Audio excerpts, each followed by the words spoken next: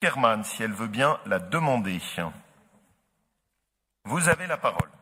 Oui, Monsieur le Président, mes chers collègues, c'est effectivement le premier document d'exécution budgétaire de la région fusionnée dont la majorité est responsable. Nous nous attendions à un document qui nous permette de débattre sérieusement des réalisations de la majorité régionale, mais vous nous faites à nouveau le coup des millions à de ci, de là, de la région première en ceci ou en cela.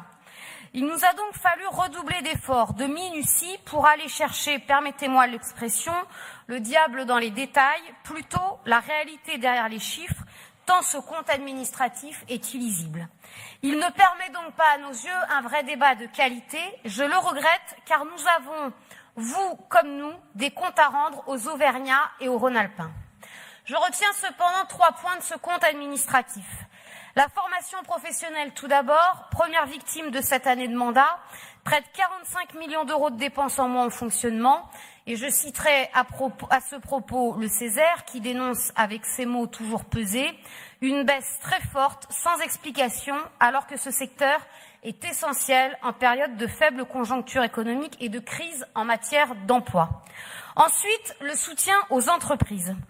Je veux bien évidemment dire quelques mots sur l'agence de développement Auvergne-Rhône-Alpes Entreprises, car lorsque le coprésident de cette agence, PDG d'un groupe au bénéfice record, supprime des emplois particulièrement dans notre région, quel message est envoyé aux salariés de notre territoire?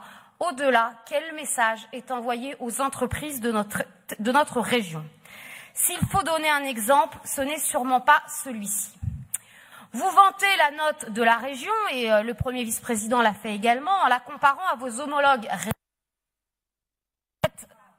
Décidément, les baisses de fonctionnement et les baisses de dotation de l'État cumulées rendent compliqué c'est ce gouvernement qui saborde les dotations de la région, Madame Cukierman. Vous êtes victime d'un sabotage d'En Marche. Bon, allez-y. Je reprends. Vous vantez effectivement la note de la région en la comparant à vos homologues régionaux, et outre le fait que je doute sérieusement que le but d'une politique régionale soit de se comparer sans cesse pour affirmer être meilleur que la voisine, j'ai aussi le souvenir des dégâts causés par la frénésie autour des agences de notation en Europe.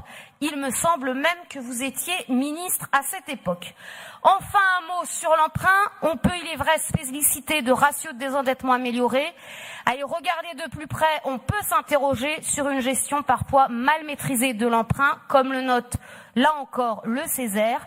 Je vous rassure, nous n'avons pas pour notre part d'a priori sur le principe de l'endettement, quand celui-ci est utile au développement du service public, comme pour les dépenses de fonctionnement. Aujourd'hui, la baisse des dépenses de fonctionnement, c'est aussi la suppression de milliers d'emplois dans le monde associatif. Ne soyons donc pas dogmatiques entre fonctionnement et investissement.